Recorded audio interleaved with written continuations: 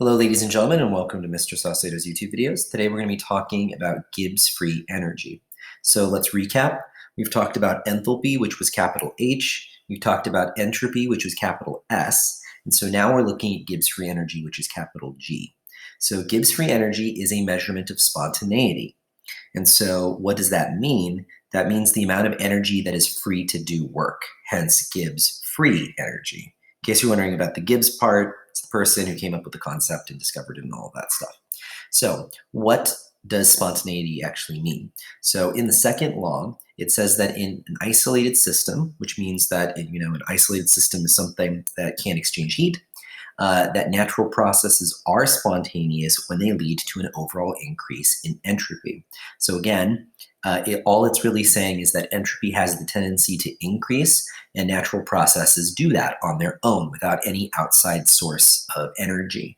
And so that's what the word spontaneous truly means. Now, Gibbs free energy, though, has its own set of equations. So just like we've talked about before with entropy and with enthalpy, you can just look up Gibbs free energy in a table and do products minus reactants and, just calculate it the same way we have with enthalpy from an enthalpy table or entropy in an entropy table. But there is a very distinct relationship between all three in this Gibbs free energy equation. So notice that it says the change in Gibbs free energy is equal to the change in enthalpy minus the temperature times the change in entropy. So what you should hopefully notice here is that the spontaneity of a reaction depends mostly on the enthalpy, because that's the first term here, but it also has something to do with how hot that reaction is, so the temperature that the reaction is carried out in, and then also the entropy of that system. So note, like it says again one more time, the temperature and entropy are directly related to each other. Now, if I'm going back to the entropy video, remember we had examples of things that have a lot of entropy and examples of things that don't have as much entropy.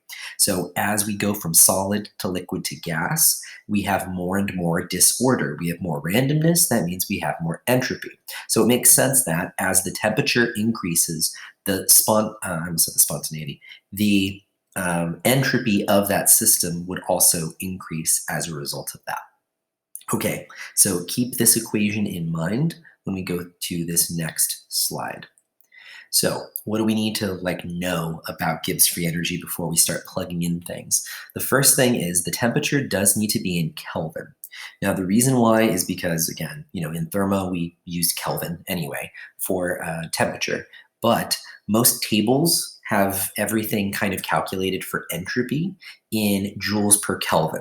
So if we're not using Kelvin, that means our entropy values are going to be in a different unit, and that means that, again, we're not going to be able to do what we normally do when we're just plugging things in to an equation. Now, the other bit that is important is that if the change in Gibbs free energy is greater than 0, then that means that the reaction is not going to be spontaneous. On the other hand, if the Gibbs free energy is less than 0, that means if it's a negative number, then that means the reaction is spontaneous. So let's take a look at our little reaction equation here and then see if we can make some big observations. So the first one that I want you to make is that let's look and see if we have an exothermic reaction and if our entropy is increasing. So remember, a negative sign for H means that we have an exothermic reaction. If S is a positive number, that means that entropy is increasing. So if we have delta G equals delta H minus T times entropy, times the change in entropy, we are going to have a negative value if that is exothermic, and if the entropy is going to be increasing, that means this is a positive value. So picture this, right? I have a negative value here, minus the temperature, whatever the temperature might be, times the entropy, which will be a positive value. So negative, again, minus positive is going to be a negative value no matter what. So that's one big way of being able to determine that a reaction is spontaneous without even having to do any calculations at all. If you have an exothermic process and your entropy is increasing, then it's always going to be spontaneous no matter what. Now let's take the opposite approach. If we have an endothermic reaction, which means that delta H is a positive value, and then we have our entropy that is going down, it's decreasing, that means that this would be a negative value. So if I have positive minus a negative, that means it's going to be a positive value no matter what I do. I cannot turn it into a negative value. So that means that this reaction would not be spontaneous then as a result of that. So these are two situations that you might come across where it might ask you, hey, is the Gibbs free energy, does it show that it's going to be spontaneous or not spontaneous? And without doing any math at all, you can just tell by looking at the relationship in the equation itself.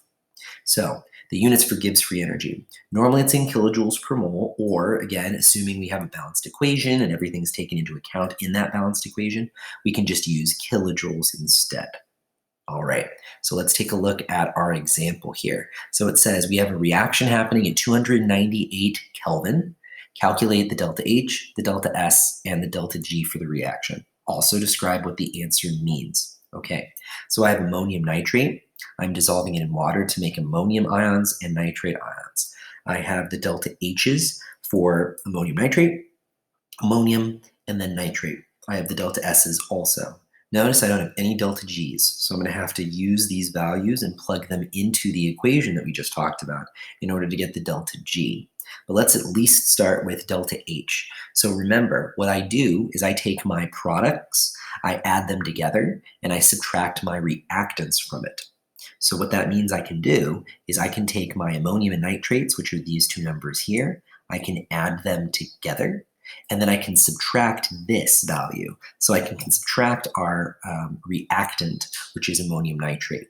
So if I do that, and I do negative 132.51, and then I'm going to add negative 205.0, I'm going to get some value, and then I'm going to subtract this. I'm going to subtract negative 365.56. When I do that, you can probably tell just by looking at these values that I'm going to get a slightly positive number. So that's going to be 28.05 kilojoules. And when it says describe what that answer means, it means what does a positive value tell me about the enthalpy of my reaction? Well, that lets me know that it's endothermic, okay? So I have an endothermic process here. Let's find delta S.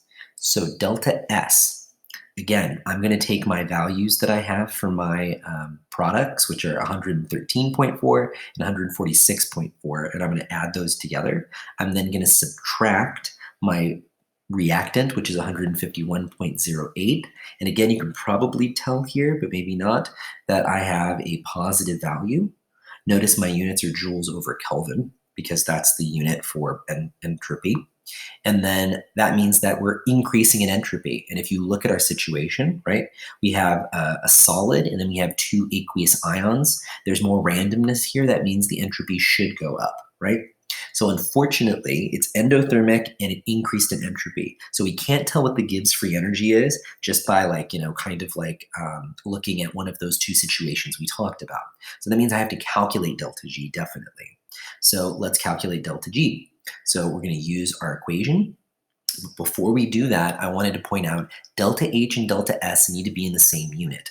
So since delta H is in kilojoules and delta S is in joules over Kelvin, that means either I'm going to have to move my decimal place over to get this into kilojoules per Kelvin, or I'm going to have to move my decimal places over and get this to be in joules. So normally what I do, if you're wondering what I'm about to do right now, is I turn my delta S into kilojoules, because all I have to do is move my decimal place over, and then kind of get an answer that is going to be also in kilojoules, which is what Gibbs free energy is normally in.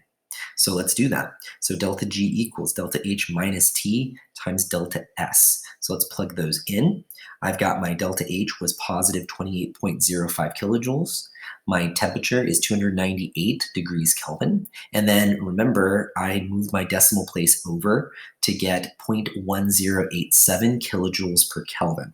So now my Kelvin are going to cancel, and I'm left with just kilojoules. When I do that, I get 0.414 kilojoules, which means that this process is spontaneous. In other words, if I put ammonium nitrate in water, they will break apart into these ions spontaneously. There's no energy that needs to be added to that system in order for that to occur. All right, so hopefully that makes sense. If you have any questions, let me know.